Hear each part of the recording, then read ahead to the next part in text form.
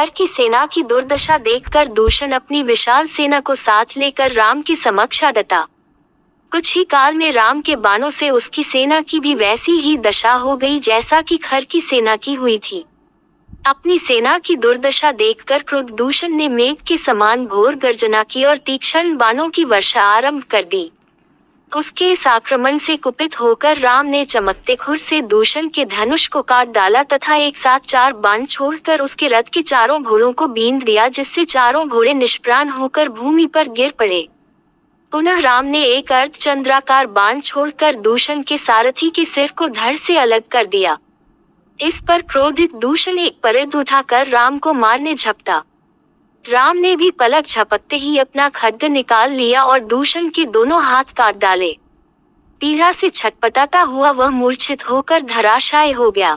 दूषण की ऐसी दशा देखकर सैकड़ों राक्षसों ने एक साथ राम पर आक्रमण कर दिया। प्रत्युत्तर में रामचंद्र ने स्वर्ण तथा वज्र से निर्मित तीक्ष्ण बाण छोड़कर उन सभी राक्षसों का नाश कर दिया। इस प्रकार से दूषण सहित उसकी अपार सेना यमलोक पहुंच गई। अब केवल 2 लोग ही शेष रह गए थे, खर और उसका सेनापति त्रिशिरा। खर का मनोबल टूट चुका था, अतः उसे धैर्य बंधाते हुए त्रिशिरा ने कहा, हे राक्षसराज, धैर्य धारण कीजिए। मैं अभी राम का वध करके अपने सैनिकों के वध का प्रतिशोध लेता हूँ।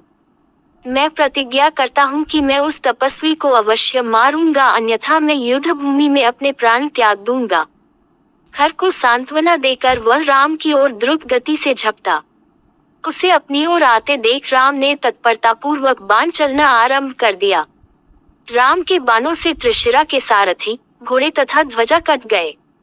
रथ तथा सारथी विहीन सेनापति हाथ में गदा लेकर राम की ओर दौड़ा, किंतु पराक्रमी राम ने उसे अपने निकट पहुंचने के पहले ही तीक्ष्ण बाण छोड़ा, जो उसके कवच को चीरकर हृदय तक पहुंच गया। हृदय में बाण लगते ही त्रिशिरा हतप्राण होकर भूमि पर गिर गया। उस स्थान की सारी भूमि रक्त रंजित हो गई। सेनापति के वध हुआ देखकर क्रुद्ध खर राम पर अंधाधुंध बाणों की वर्षा करने लगा। उसके बाण वायुमंडल में सभी दिशाओं में फैल गए। इस पर राम ने अग्निबाणों की बौछार करना आरंभ कर दिया। और भी क्रोध होकर खर ने एक बाण से रामचंद्र के धनुष को काट दिया। खर के इस अद्भुत पराक्रम को देखकर यक्ष, गंधर्व आदि भी आश्चर्यचकित रह गए, किंतु अदम्य योद्धा राम तनिक भी विचलित नहीं हुए। उन्होंने अगस्त्य ऋषि के द्वारा दिया हुआ धनुष उठाकर क्षण मात्र में खर के घोड़ों को मार गिराया। रथहीन हो जाने पर अत्यंत क्रोधित होकर पराक्रमी खर हाथ में गदा ले राम को मारने के लिए दौड़ा। उसे अपनी ओर आता देख राघव बोले, हे राक्षसराज, यदि संपूर्ण ब्रह्मांड का स्वामी भी निर्दोषों तथा सज्जनों को दैख देता है तो उसे अंत में अपने पापों का फल भोगना ही पड़ता है। तुझे भी निर्दोष ऋषि मुनियों को भयंकर यातनाएं देने का परिणाम भुगतना पड़ेगा। मैं तुझ जैसे अधर्मी दुष्ट दानवों का विनाश करने के लिए ही वन में आया हूँ। अब तेरा भी अंतिम समय आ पहुँचा है। अब किसी भांति तू बच नहीं सकता।